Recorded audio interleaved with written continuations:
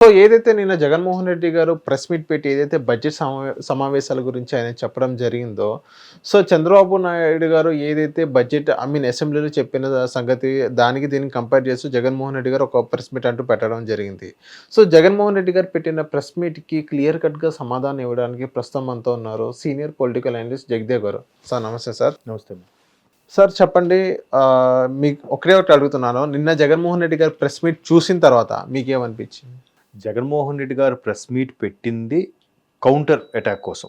అంటే అసెంబ్లీ సమావేశాల్లో ఏదైతే చర్చకు వస్తుందో, గత బడ్జెట్ ఏమిటి, ఇప్పుడు బడ్జెట్ ఎంత ప్రవేశపెట్టబడుతున్నారు, ఎందుకు అంత ప్రవేశపెట్టాల్సి వస్తుంది, వాటన్నిటి గురించి బాబు గారు కూలంకుషంగా మాట్లాడుతున్నారు. మాట్లాడినప్పుడు ఆయన ఒకటే చెప్పాడు, ఏమి జరిగింది ఏం జరుగుతుంది అనేది మేము ఒక్కొక్కటి లెక్కలుగా తీసుకుంటుంటే ఇన్ని అవకతవకలు జరిగాయి, ఇన్ని విషయాలు బయటపడుతున్నాయి అని చెప్పాడు. ఇన్ని క్లియర్గా మేము పేపర్ ప్రూఫ్స్తో సహా రిపోర్ట్స్తో సహా చూపించినా కూడా దీన్ని దబాయించే ప్రయత్నం చేస్తున్నారు, బుకాయించే ప్రయత్నం చేస్తున్నారు. కానీ ఈ వాస్తవాలు ఏంటనేది ప్రజల ముందు మేము పెట్టాలి అని డిసైడ్ అయ్యామని చెప్పారు. ఇప్పుడు కాదు, ప్రభుత్వం వచ్చిన 1 month తర్వాతే శ్వేతపత్రం రిలీజ్ చేయాలని డిసైడ్ అయ్యారు. శ్వేతపత్రం రిలీజ్ చేశారు కూడా. ఏ శాఖకి సంబంధించి ఎన్ని అవకతవకలు జరిగాయి, ప్రతి శాఖ నుంచి కూడా దానికి సంబంధించిన నిధులు వచ్చిన ఆదాయం ఏదైతే ఉందో అవన్నీ ఎటు దారి మళ్ళింది, ఎటు వెళ్ళాయి అంటే ద వన్ అండ్ ఓన్లీ పథకాలు. ఇంక ఇది వేరే ఆప్షన్ ఏం లేదు. పెట్టుబడులు లేవు, రాబడి లేదు, డెవలప్మెంట్ లేదు, భూమి కొనుగోలు అమ్మకాలు ఆగిపోయాయి, ఎక్కడికక్కడ స్తంభించిపోయాయి. ఆ విషయం అందరికీ తెలుసు కాబట్టే ప్రజలందరూ వెక్స్ అయిపోయి 92% ఓటింగ్తో కూటమిని గెలిపించుకున్నారు. సో ఇంకా మాకు 40% ఉంది కదా అని చెప్పి ఇంకా బుకాయించే ప్రయత్నము, మసిపూసి మారేడికాయ చేసే ప్రయత్నం చేస్తున్నట్టుగా, దానికోసం ప్రెస్ మీట్ పెడుతున్నట్టుగా అనిపిస్తోంది. కానీ క్లారిటీ అయితే లేదు. సో మీరు అన్నట్టు బడ్జెట్ విషయానికి వస్తే, బడ్జెట్ ఎందుకు ఎంత పెట్టాల్సి వచ్చింది అనేది కానీ చెప్తున్నారు. బాగుంది. ఒకప్పుడు దేశ బడ్జెట్ ఇప్పుడు రాష్ట్ర బడ్జెట్ అయిపోయింది. అన్ని లక్షల కోట్లు పెడుతున్నా కూడా ఇవన్నీ ఎటు దారి మళ్ళుతున్నాయి అనేది బిగ్గెస్ట్ క్వశ్చన్. తరువాత ఒకప్పుడు కంట్రోలర్ అండ్ ఆడిట్ జనరల్ అని ఉంటుంది, కాగ్ అంటారు. కాగ్ నివేదిక ఇస్తుంది అంటే ప్రతి రాష్ట్రానికి మీ రాష్ట్రం వచ్చే రాబడి ఏంటి, ఖర్చులేంటి, ఏ శాఖకి ఎంత కేటాయించారు, దాన్ని ఏ విధంగా ఉపయోగించారు, అది ప్రజలకి ఎంతవరకు లబ్ధి చేకూరింది అనేది ఉంటుంది. ఈ లబ్ధి చేకూరింది అనే దాని మీద ఒక ప్రత్యేకంగా ఒక డిపార్ట్మెంట్ కూడా ఉంది, మీకు తెలుసో తెలీదో, NSS అని, నేషనల్ శాంప్లింగ్ సర్వీస్ అని ఒక డిపార్ట్మెంట్ ఉంది. ఓకే. సో ఆ డిపార్ట్మెంట్ పని ఏంటో తెలుసా, ఈ పథకాలు కానీ రాబడి కానీ ఇవన్నీ కూడా, లేదా కేంద్రం నుంచి వచ్చే నిధులు కానీ ఇవన్నీ కూడా ఏ విధంగా దారి మళ్ళుతున్నాయి, ప్రజలకి అంటే ఎండ్ కస్టమర్ అంటే సామాన్య సిటిజన్కి ఎంతవరకు రీచ్ అవుతుంది, ప్రతిదీ కూడా. అంటే ఫుడ్ కార్పొరేషన్ సంబంధించి, రేషన్కి సంబంధించి, లేదంటే డెవలపింగ్ సంబంధించి ప్రతిదీ కూడా ఏది ఎండ్ కస్టమర్ రీచ్ అవుతుంది అనేది వాళ్ళు ప్రతి ఊరు లేదా శాంపిల్గా తీసుకొని, నేషనల్ శాంప్లింగ్ సర్వీస్, ప్రతిదానికి ఒక శాంపిల్ తీసుకొని సర్వే చేసుకొని వాళ్ళు మొదట 2 వారాలు తిరగడం, చివరి 2 వారాలు కూర్చొని ఆఫీసులో ఈ రిపోర్ట్ రాసుకోవడం వాళ్ళ పనిదే. సో వాళ్ళు ఇచ్చిన రిపోర్టు ప్రకారం కూడా గత 5 ఏళ్ళలో చూస్తే ఎవరికి రీచ్ అయ్యింది, పలానా శాఖకు సంబంధించి ఈ విధంగా నిధులు వచ్చాయి, దాన్ని ఆ శాఖ పరంగా ఎంతవరకు ఉపయోగించారు, అవి ప్రజలకి ఎంత రీచ్ అయ్యింది అనేది ఒక్కసారి పరిశీలన చేస్తే 0. అయితే ప్రజలకి రీచ్ అయ్యింది, ఏం రీచ్ అయ్యిందయ్యా, పథకాల రూపంలో. ఒక్కొక్క నెల ఒక్కొక్క పథకం. ఈ నెల అమ్మఒడి, నెక్స్ట్ మంత్ నాన్నబడి, లేదంటే ఇంకోటి అదంటే ఆటో డ్రైవర్లు అంట, క్షురకులంట, చర్చి పాస్టర్లు అంట. ఒకటి కాదు, ప్రతీది ఒక్కొక్క నెల ఒక్కొక్కటి రిలీజ్ చేయాలంటే ప్రభుత్వం ద్వారా డబ్బులు ఉండాలంటే రాబడి రావాలి. రాబడి వస్తేనే ఉంటుంది. గత ప్రభుత్వంలో ఎక్కడ రాబడి వచ్చింది? రాబడి లేకే ప్రతీదీ కూడా కేంద్రం నుంచి, RBI నుంచి, సెంట్రల్ ఫైనాన్స్ శాఖ నుంచి తెచ్చుకోవడం పంచడం. అది మొత్తం పంచారాయా అంటే మళ్ళీ అక్కడ పెద్ద క్వశ్చన్ మార్కే. వాస్తవానికి ప్రజలందరికీ 5 ఏళ్లలో అమ్మ ఒడి, నాన్న ఒడి, ఏవేవో తల్లి దీవెన, లేదంటే అమ్మ ఒడే కాదు, ఇప్పుడు చేయూత, జగనన్న చేయూత, రకరకాలుగా ఇవన్నీ కూడా, నెక్స్ట్ ఎరువులు పంచారు, విత్తనాలు ఇచ్చారు, ఇవన్నీ లెక్కేసుకుంటే సుమారుగా 90,000 కోట్లు ఎంతో రీచ్ అయిందట ఈ 5 ఏళ్లలో. బట్ పథకాలకి ఇచ్చిన అమౌంట్ చూపించిన అమౌంట్ 1,40,000 కోట్లు. అంటే ఇంక 50,000 కోట్లు ఏమయ్యాయి? అవును, ఎవరికి తెలియదు. ఎవరు చెప్తారు? ఎవరు చెప్పరు. మీరు పొరపాటున ధైర్యం చేసి ఆర్టీఏకి ఒక లెటర్ రాయండి, రైట్ టు ఇన్ఫర్మేషన్ అని. దానికి రిప్లై వస్తుందేమో చూడండి.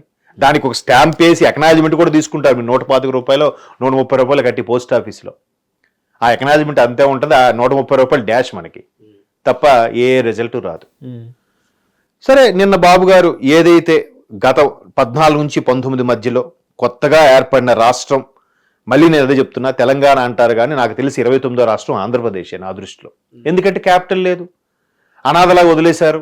కాంగ్రెస్ వాళ్ళు నెక్స్ట్ మేమే వస్తాం, మేము చూసుకుంటాం, మీరు ఈ దేశానికి చక్రవర్తి నేనే, మొత్తం నేనే నడిపించుకుంటాను అన్నట్టు బిల్డప్ ఇచ్చారు. కాంగ్రెస్ చాప చుట్టేసింది. 2014లో ఎన్డీఏ గవర్నమెంట్ వచ్చింది. ఎన్డీఏ గవర్నమెంట్లో టీడీపీ ఉన్నప్పటికీ సరే అడుగుతున్నారు, బతిమాలుతున్నారు, స్పెషల్ స్టేటస్ ఇవ్వండి, ప్యాకేజీలు ఇవ్వండి ఏమంటున్నారు. ఇవ్వలేదు.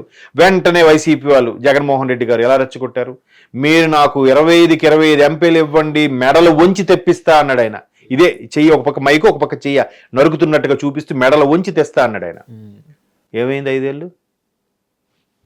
మరి అది పెద్ద క్వశ్చన్ మార్కు. సరే, ఇలా రెచ్చగొట్టారు కదా అని చెప్పి బాబు గారు అయితే విభేదించి బయటకు వచ్చేసి మోదీ గారు ఎంతసేపు పబ్లిసిటీ పరంగానే ఉన్నాడు తప్ప రాష్ట్రానికి ఏం చూడలేదని చెప్పి నానా మాటలన్నీ విసురులుగా అయ్యి బాబు గారు ఒక్కసారిగా ఎన్డీఏ నుంచి బయటకు వచ్చేయడం జరిగింది. బాబు గారు నథింగ్ బట్ టీడీపీ. సో అది క్యాచ్ చేసుకొని ఇంక మేము చూపిస్తామని అన్నారు. సో అలా అయిపోవడం వల్ల అదొక మైనస్ అయింది బాబు గారికి 2019లో. వీళ్ళు రెచ్చగొట్టి నేను ఒక తండ్రి లేని వాడిని, నాకు ఒక్క అవకాశం ఇవ్వండి, ఒకే ఒక అవకాశం ఇవ్వండి అంటే ఇచ్చారు. ఇంత జరిగింది. సో ఇదంతా ఎందుకు చెప్తున్నానంటే 2014లో అనాథగా ఏర్పడిన ఒక ఆంధ్రప్రదేశ్కి ఒక క్యాపిటల్ లేదు, మౌలిక సదుపాయాలు లేవు, ఏమీ లేదు అనుకున్న దాన్ని సుమారుగా 3 లక్షల కోట్లు అప్పో లేదంటే కేంద్రం నుంచి సాయము అన్ని రకాలుగా తెచ్చి అమరావతి ఎలా వచ్చిందో చూశారుగా. ఇప్పుడు ఎక్కడైతే అసెంబ్లీ సమావేశాల్లో అవుతున్నారో assembly building, high court, secretariat senior first class ఎంప్లాయీస్కి క్వార్టర్సు, సెకండ్ గ్రేడ్ ఎంప్లాయీస్కి 4 టవర్ల బిల్డింగులు అన్నీ జరిగి పోలవరం 70%, ఇవన్నీ కూడా ఈ 3 లక్షల కోట్లలోనే కేంద్రం నుంచి వచ్చే నిధులు. ఇన్ని జరిగిన తరువాత 3 లక్షల కోట్లు అవ్వకుండా ఎందుకు ఉంటుంది? సరే, అయింది. ఈయనేమంటున్నాడు, మేము గత 5 ఏళ్లలో కేవలం 1,50,000 కోట్లే వాడాము.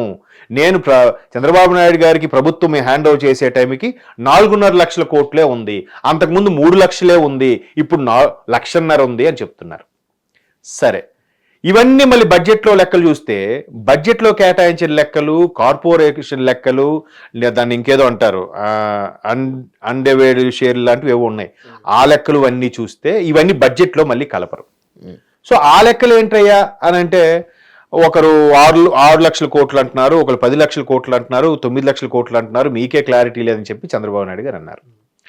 సో మొన్న ఈనాడులో ఎక్కడో రాశారు, ఈనాడులో కూడా వేరే పత్రికలు కూడా రాశారు. ఈనాడు ప్రామాణికంగా ఎందుకు తీసుకుంటారంటే మొదటి నుంచి కూడా ఎంతో కొంత జెన్యూన్గా రాసే పేపర్ అన్న ఉద్దేశంలో ఈనాడుని ప్రామాణికంగా తీసుకుంటే అందులో క్లియర్గా ఈ కార్పొరేషన్ లెక్కలు, బడ్జెట్ లెక్కలు ఇవన్నీ చూస్తే 10 లక్షల కోట్లు పైన ఉంది. ఈయన వచ్చి ప్రెస్ మీట్ పెట్టి అంటాడు జగన్మోహన్ రెడ్డి గారు, ఒకడు 6 లక్షలు అంటాడు, ఒకడు 10 లక్షలు అంటాడు, ఒకడు 12 లక్షలు అంటాడు, అని మీకే క్లారిటీ లేదు అని అంటున్నాడు. అంటూనే ఈయన డిఫెన్స్ ఆడే ప్రయత్నంలో పాపవన్నీ తవ్వడం వల్ల మరలా ఆయన ప్రభుత్వానికే మచ్చ చూపించేలాంటి పరిస్థితి వస్తుంది. ఎలాగా? ఓవరాల్గా అప్పు తీసుకునే పరిస్థితి చూస్తే టీడీపీ హయాంలో 19% అప్పులు పెరిగాయట. 19%. ఓకే. అంటే 14 నుంచి 19 వరకు. అది కూడా ఎందుకు? కొత్త రాష్ట్రం ఏర్పడింది, ఏ మౌలిక సదుపాయాలు క్యాపిటల్ ఏమీ లేవు కాబట్టి 19% పెరిగింది. ఇక్కడ క్యాపిటల్ అంటూ ఒక స్టార్ట్ చేసి అన్నీ చేశారుగా. మనం 3 రాజధానులను ఏం కట్టలేదుగా, ఒక పెట్టుబడి లేదు, రాబడి లేదు, ఏమీ లేదుగా. అయినప్పటికీ 15% పెరిగిందట ఏంది సార్. ఇప్పుడు పెట్టుబడి లేదు అవన్నీ చెప్తున్నారు కదా, ఇది ఈజ్ ఆఫ్ డూయింగ్ బిజినెస్ లో ఇండియాలో 18% ఉంది, ఆంధ్ర రాష్ట్రంలోనే 18% ఉంది. ఆంధ్ర రాష్ట్రంలో ఒక నెంబర్ 1లో ఉంది ఈజ్ ఆఫ్ డూయింగ్ బిజినెస్ లో అని కొంతమంది అంటారు. దానికి మీరేమంటారు సార్? ఎప్పుడు ఇది? జగన్మోహన్ రెడ్డి గారి హయాంలో.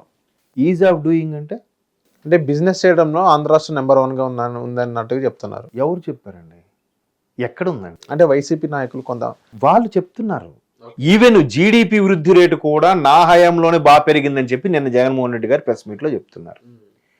క్లియర్గా తెలియట్లేదా ఎంత పెరిగిందో ఎంత పెరగలేదో?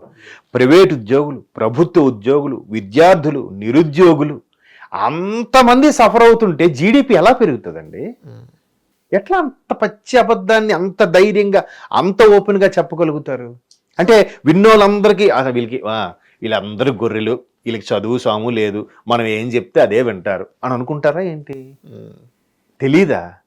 మొన్న ఎవడో అంటే ఈ ఎలక్షన్ సంబంధించి ఒక ముంబైలో ఒక సర్వే, ఈవీఎంలు ట్యాంపరింగ్ అయ్యాయి, ఎస్పెషల్లో ఆంధ్రప్రదేశ్లో ట్యాంపరింగ్ అయింది కాబట్టి జగన్మోహన్ రెడ్డి గారు ఓడిపోయారని చెప్పి ఒక సర్వే చేసిందంట. ముంబై ఏదో ఒక సర్వే, దాని పేరు కూడా మర్చిపోయాను, ఏదో ఇండియా సంథింగ్ వస్తుంది.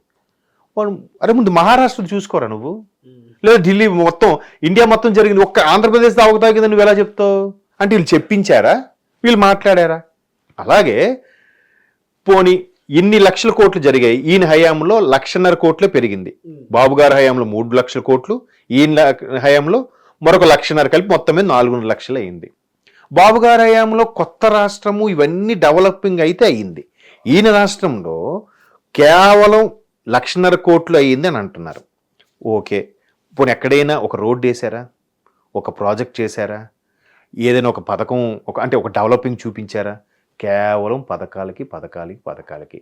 కేంద్ర ప్రభుత్వం నుంచి వీళ్ళు చేసుకున్న ఒప్పందం ఏంటట అంటే, చాలామంది సీనియర్ జర్నలిస్టులు చెప్తుంటే నేను విన్నాను, అయ్యా మేము మీకే ఇబ్బంది పెట్టం, మీరు మాకు స్పెషల్ స్టేటస్ అక్కర్లేదు, స్పెషల్ ప్యాకేజ్ ఏం అక్కర్లేదు, మేము 3 రాజధానులు చెప్పి మూడు కోతుల కథలాగా ఏదో మేము మార్చి చెప్తా ఉంటాం, నెక్స్ట్ డిసెంబర్కి వీ విల్ ఫినిష్ ఇట్ అంటాం, నెక్స్ట్ ఏప్రిల్కి వీ విల్ ఫినిష్ ఇట్ అంటాం, ఇలాగ అసెంబ్లీలో మా మంత్రులు చెలరైపోతూ ఉంటారు, అలా డ్రాగ్ చేస్తూనే ఉంటాం, మాకు కాకపోతే మేము ఎప్పుడు అప్పు అడిగినా మాకు పెర్మిషన్ ఇవ్వండి, అదొక్కడు చాలని అడిగారంట.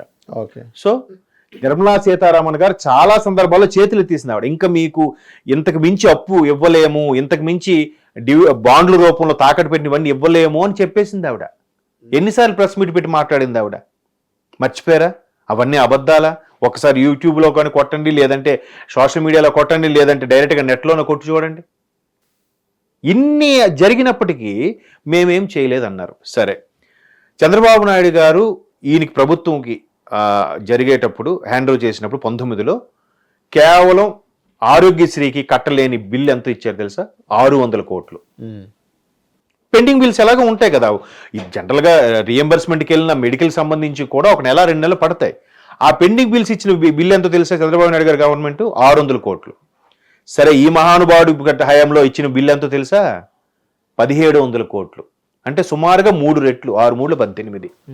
అది కూడా 1,500 కోట్లు కూడా ఇప్పుడు 1700, 17 ప్లస్ 1710 ఎంతో. ఓకే, అందులో ఆరోగ్యశ్రీ కూడా నిలిపేయడం జరిగింది లాస్ట్ 2-3 మంత్స్. జనవరి తర్వాత నుంచి ఎప్పుడు విడిపేసేశారు. మరి అవన్నీ అవునండి 1700 కోట్లు. సరే, చంద్రబాబు నాయుడు గారు రాష్ట్ర మెయింటెనెన్స్ కి దీనికి సంబంధించి తగులు అంటే 42,000 కోట్లు బడ్జెట్ చూపించాడు ఆయన. ఏది 2019లో జగన్మోహన్ రెడ్డి గారు గద్దె ఎక్కేటప్పుడు. ఇదే జగన్మోహన్ రెడ్డి గారు దిగిపోయాక బాబు గారు మొన్న ఎక్కేసరికి జగన్మోహన్ రెడ్డి గారు ఇచ్చిన బిల్లు ఎంతో తెలుసా? అదే బకాయిలు, పెండింగ్ బకాయిలు 1,82,000 కోట్లు అంట. 82, 83 కరెక్ట్ ఫిగర్ నాకు తెలియదు. 42,000 ఎక్కడ, 1,82,000 కోట్లు లెక్క. ఇవి మాట్లాడరే, ఇవి ఎక్కడ నొక్కి ఒక్క నుంచి చెప్పరా? అదే అనుకుంటున్నారు, మీరందరూ గొర్రెలు, మీకేం తెలీదు, నేనేం చెప్తాదే వినియండి. సార్ అలాగే సార్ రాసుకుంటాం సార్ అన్నట్టు ఉంది. పోనీ ఒక్క జర్నలిస్ట్ అయినా అడిగితే మళ్ళీ సమాధానం చెప్తారా? లేచి వెళ్ళిపోతుంటారు. ఆయన చెప్పాల్సిన చెప్పాడు, వెళ్ళిపోవడం అంతే. సో ఎన్ని చూడండి, 1,82,000 కోట్లు ఇచ్చాడు ఈయన పెండింగ్ బకాయిలు, ఆయన 42,000 కోట్లు ఇచ్చాడు. ఎవరు? చంద్రబాబు నాయుడు. ఈయన కేవలం ఆరోగ్యశ్రీ చేసుకుని చిన్న లెక్క 600 కోట్లు 1,700 కోట్లు, ఎంత తేడా ఉందండి? ఇవన్నీ వదిలేసి సింపుల్గా మా హయాంలో కేవలం 1,50,000 కోట్లే వాడాం, 1,50,000 కోట్లు వాడారు అని అంటే మరి టీటీడీ ఆదాయం అంతా ఏమైంది? కేవలం ఒక యూపీఐ లేదు, క్యూఆర్ కోడ్ లేదు, ఫోన్ స్వాపింగ్ లేదు, ఏమీ లేకుండా నడిచిన యారక్ షాపులు, అదే లిక్కర్ షాపులు, ఆ అమౌంట్ ఏమైంది? ఇసుక ర్యాంపులు టన్నులు కొద్ది ఇసుక తవ్వుకెళ్ళిపోయారే, దానికి ఎక్కడ సింగిల్ రసీదు లేదు. ఆ అమౌంట్ ఏమైంది? అది ఆన్లైన్లో అది ఇసుక గురించి మాట్లాడినైతే ఆన్లైన్లోనూ మనం ఇది అప్లై చేసుకున్నారు కదా ఇసుక గురించి, అది మొత్తం అకౌంటబిలిటీకి వస్తుంది కదా అని అంటున్నారు. ఇప్పుడు అప్పుడు వస్తుందని అంటున్నారు. ఏది చూపించమనండి.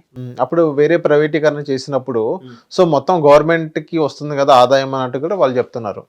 ఎక్కడ గవర్నమెంట్కి ఆదాయం వచ్చింది? అప్పుడు మరి ఆ వచ్చింది ఏం చేశారు? వచ్చింది ఏం చేశారు? పెండింగ్ బకాయిలు నేను ఓపెన్గా మాట్లాడుతున్నది కేవలం ఆరోగ్యశ్రీ, ఇది కొన్ని రకాలవే. మీరు 2021-22లో కూడా టెండర్లు పిలిస్తే ఒక్క కాంట్రాక్టర్ వచ్చారేమో కనుక్కోండి. దానికి బెస్ట్ ఎగ్జాంపుల్ ఒక ఛానల్లో లైవ్లో ఏలూరులో అనుకుంటా, ఏలూరు ఇరిగేషన్ ఏఈఎం డిఈన్ ఆయన డివిజనల్ ఇంజనీర్ సంథింగ్, ఆయన ఓపెన్గా అయ్యా రండి మీకు పాతవన్నీ ఇప్పిస్తాము రండి అని అంటే, ఆయన ఫోన్ కాంటాక్ట్లో కూడా ఏదో యూట్యూబ్లో పెట్టారు. సార్ నాది పాతది 16 లక్షలు, ముందు అది ఇస్తే నేను వస్తా, లేదంటే సగం రిలీజ్ చేయండి నేను టెండర్కి వస్తా. ఇంకొకడు సార్ నాది పాతది దగ్గర 70-80 లక్షలు ఉంది, అందులో కనీసం ఒక 20 లక్షలు ఇప్పించండి సార్, 1/4 4వ వంతు ఇప్పించండి సార్ నేను టెండర్కి వస్తా. ఇట్లా ఆఖరికి విసిగి వెయిట్ చేసి ఈవినింగ్ వరకు ఉండి ఆ డిఈకి వెళ్ళిపోయాడంట ఆయన. ఆ డివిజనల్ ఇంజనీర్ ఎవరు ఇరిగేషన్ సంబంధించి ఎవరు రావట్లేదు. ఎలా వస్తారు? పాతవి క్లియర్ చేయకుండా కొత్త మళ్ళీ టెండర్ లాంటి వాళ్ళు సొంత పాకెట్లో పెట్టుకుంటారా? ఇట్లాంటి కోకొల్లలు ఉన్న ఎగ్జాంపుల్స్. అవును సార్, ఇదే జగన్మోహన్ రెడ్డి గారు నిన్న ఆరోగ్యశ్రీని ధ్వంసం చేశారనే మాట ఎందుకన్నారు సార్? మరి ధ్వంసమే కదా, ఎందుకంటే ఈయనలాగా ఒక 2,000 కోట్లు 3,000 కోట్లు పెండింగ్ పెట్టి ఇచ్చుంటే చంద్రబాబు నాయుడు గారు జగన్మోహన్ రెడ్డి గారికి బాగుంది. ఆయన పాపం తెలియక 600 కోట్ల బకాయిలు ఇచ్చాడు పెండింగ్. ఈయన చూడు 1700, 600 ఎక్కువ 1700 ఎక్కువ 1700 ఎక్కువ. సామాన్యులు గొర్రెలకి ఎలా అనిపిస్తుంది? 1700 ఇచ్చాడు రా జగన్మోహన్, అదేదో ఇచ్చాడు అనుకుంటున్నారు చంద్రబాబు నాయుడు గారికి. బకాయిలు పెండింగ్ అది 1700 కోట్లు. పైగా ఆరోగ్యశ్రీ నిజంగా రాజశేఖర రెడ్డి గారు పెట్టిందేగా. అవును కదా, దాన్ని చంద్రబాబు నాయుడు గారు ఏమైనా కదిలించారా? తీశారా? ఇది రాజశేఖర రెడ్డి గారు పెట్టింది, జగన్మోహన్ రెడ్డి ఫాదర్ పెట్టింది అని చెప్పి తీసేశాడా? కంటిన్యూ చేస్తున్నాడుగా. అది కదా. అన్న క్యాంటీన్ ఏమైంది? అన్ని లక్షల కోట్లు అవుతున్న ఆరోగ్యశ్రీకే సంవత్సరానికి నేను చెప్పేది ఎన్నో కోట్లు అవుతుంది. అన్ని కోట్లు అవుతున్నప్పుడు కూడా దాన్ని సరే పేదవాడికి ఉపయోగపడుతుంది కదా కంటిన్యూ చేస్తే, అదే పేదవాడికి ఉపయోగపడే 5 రూపాయల అన్నం కోసం అది తీయించారు. ఏం కక్ష అండి అది? తీయించారుగా. ఇప్పుడు అన్న కాకపోతే రాజన్న క్యాంటీన్ పెట్టుకో, లేదు విజయమ్మ క్యాంటీన్ అని పెట్టుకో, లేదు వైఎస్ఆర్ క్యాంటీన్ అని పెట్టుకో. ఎవరు వద్దన్నారా? పథకం పేరు మార్చేసాయి. లేదంటే ఆ అన్నిటికీ ఎల్లో పెయింటింగ్ ఏమో ఉన్నాయి అనుకున్న బ్లూ పెయింటింగ్ వేసుకోండి. అది ఎంత దారుణం. అది తీసేశారు. కానీ చంద్రబాబు నాయుడు తీయలేదుగా. నిన్న కూడానండి మీరు చూసారా క్యాబినెట్ సమావేశంలో, సరే ఎలాగూ హైకోర్టు కర్నూలు అనుకుంటున్నారు కాబట్టి హైకోర్టు కర్నూలులో ప్రపోజల్ అయితే ఎలా ఉంటుంది, ఒక డైవర్సిటీ డెవలప్మెంట్ డైవర్సిటీ అనేది నడుస్తుంది మంచిదే కదా అని ఓకే అనుకున్నారట చంద్రబాబు నాయుడు గారు. మీరైతే ఏం చేశారు? పోనీ అనుకుని ఏమైనా ఇంప్లిమెంట్ చేశారా? చేయలేదు కదా. పోలవరం కూడా 70% అయిపోయింది సార్. సెంట్రల్లో వచ్చి వాళ్ళు పోలవరం గురించి మాట్లాడితే ఆర్ఆర్ ప్యాకేజ్ దాని గురించి మాట్లాడండి అని అంటున్నారు చాలా మంది. ఏది ఆర్ఆర్ ప్యాకేజ్ గురించి? ఏ ఆర్ఆర్ అంటే? ఆర్ఆర్ ప్యాకేజ్ కేంద్రం నుంచి తీసుకురండి ఫస్ట్, దాని తర్వాత మనం మాట్లాడదాం పోలవరం గురించి అని అంటారు చాలా మంది విశ్లేషకులు. ఇది అదే చెప్తున్నాను కదండి, అసలు మాట్లాడడానికి సబ్జెక్ట్ లేక మాట్లాడడం చేత కాక ఆర్ఆర్ని తీసుకురండి, లేదంటే ఆ గోదావరి బోర్డు వాళ్ళని తీసుకురండి మాట్లాడదాం అంటారు. ఆ నిపుణులు వచ్చి కూడా కింద బేస్మెంట్ అయిపోయిందండి. ఈ రోజుకి మీరు వెళ్ళి చూడొచ్చు. ఎందుకంటే మళ్ళీ రీసెంట్గా పోలవరం టూరు స్టార్ట్ చేశారు లాంచీ మీద. మీకు ఐడియా ఉందో లేదు? అప్పుడు యాక్సిడెంట్ ఇది అయిపోయిన తర్వాత ఆపేశారు, మళ్ళీ రీసెంట్గా స్టార్ట్ చేశారు. వరద ఉధృతి కొంచెం బాగానే ఉంది, నీరు మోస్తరుగా ఉంది, పర్వాలేదు కాబట్టి. సో ఇప్పుడు వెళ్ళి చూడండి కావాలంటే. బేస్మెంట్లన్నీ క్లియర్ అయిపోయి, పిల్లర్స్ వరకు లేచిపోయి, పైన గేట్ల వరకు పని అయిపోయింది. అంటే 70% పని అయిపోయింది. దాన్ని రిమైనింగ్ చేయడానికి ఆయన ఎవరు, అనిల్ కుమార్ యాదవ్ గారు 1% 0.5% అని ఎటకారంగా మాట్లాడి we will finish it on December 2020 అన్నాడు. 2020 డిసెంబర్కి పూర్తి చేస్తారంట. 21 అన్నాడు, 21 అది అన్నారు. అంటే 21 అంటే ఆలూరులో ఎలా రాస్తారు నాకు తెలియదు, నాకైతే 21 తెలుసు. మరి ఏమైంది? సైలెంట్గా దిగిపోయాడు ఆయన 2 ఏళ్ళలో. దిగిపోయిన తర్వాత అంబటి గారు వచ్చారు. ఈయన అడిగితే ఆయన అడగండి, ఈయన అడగండి. గత చంద్రబాబు నాయుడు గారు ఏం చేశారు? అరే వీళ్ళ నాయకుడిని అడగలేరు, గట్టిగా చెప్పలేరు. సార్ ఇట్లా వెళ్తే మనకు పేరు ప్రఖ్యాతులు వస్తే మన పేరు చిరస్థాయిగా నిలిచిపోతుందండి, నెక్స్ట్ గవర్నమెంట్ మందే వస్తుంది సార్, తిరుగులేదు సార్ అని ఏదో చెప్పుకోవాలి. చెప్పరు. ఒకవేళ చెప్పినా ఆయన వెండంట. మరి ఎట్లా అవుతుంది? అలా డ్రాగ్ చేశారు. సార్ ఇప్పుడు ఈ జగన్మోహన్ రెడ్డి గారు ఇంకో మాట కూడా అనడం జరిగింది. సంపద సృష్టిస్తామని చెప్పడం అంటే ఏంటి? ప్రజల మీద ఎక్కువ పన్నులు భారం వేయడమేనా మీ సంపద సృష్టించడం అని జగన్మోహన్ రెడ్డి గారు క్వశ్చన్ చేయడం జరుగుతుంది. దాని మీ దగ్గర ఆన్సర్ ఏంటి సార్? జగన్మోహన్ రెడ్డి గారు మంచి క్వశ్చన్ వేశారు. ఎందుకంటే అన్ని రాష్ట్రాల్లో పెట్రోల్ రేటు చూడండి, ఆంధ్రప్రదేశ్లో పెట్రోల్ రేటు చూడండి. ఎందుకంటే పెరిగింది? తెలంగాణ కన్నా మన దగ్గర ఎక్కువ ఉంది, తమిళనాడు కన్నా ఆంధ్రప్రదేశ్లోనే ఎక్కువ ఉంది, కర్ణాటక కన్నా ఆంధ్రప్రదేశ్లోనే ఎక్కువ ఉంది, ఈవెన్ మహారాష్ట్ర కన్నా ఆంధ్రప్రదేశ్లోనే పెట్రోల్ రేటు ఎక్కువ. ఎందుకు? తెలంగాణకి ఆంధ్రప్రదేశ్కి కూడా 4 రూపాయలు తేడానా? ఇక్కడ 110 ఎంతో అయితే అక్కడ 114. మరి ఇది ఎవరు పెంచారు? ఎవరు ఇట్లా పెంచి ఉంచినట్టుగా? ఆఫ్ కోర్స్ ఇప్పుడు కూటమి కూడా దాన్ని కంటిన్యూ చేస్తుంది. చూడాలి మరి నెక్స్ట్ బ్యారియల్ రేట్లు తగ్గినప్పుడు తగ్గిస్తారో లేదో అని. సో అది తర్వాత మెయిన్ డీజిల్ పెట్రోల్ పెరిగితేనే మిగతావన్నీ ప్రపోర్షనేట్గా పెరిగిపోతాయి. అవునా? ప్రతిదీ ట్రాన్స్పోర్టేగా. అన్ని చోట ఒక దగ్గర పండవుగా. టమాటాలు ఒక దగ్గర, ఉల్లిపాయలు ఒక దగ్గర, వరి ఒక దగ్గర, గోధుమలు ఒక దగ్గర పండుతాయిగా. వీటన్నిటిది ఇక్కడికి అందరికీ చేయాలంటే ట్రాన్స్పోర్ట్ బై రోడ్. అది కూడా దేని బట్టి డిపెండ్ అయి ఉంటుంది?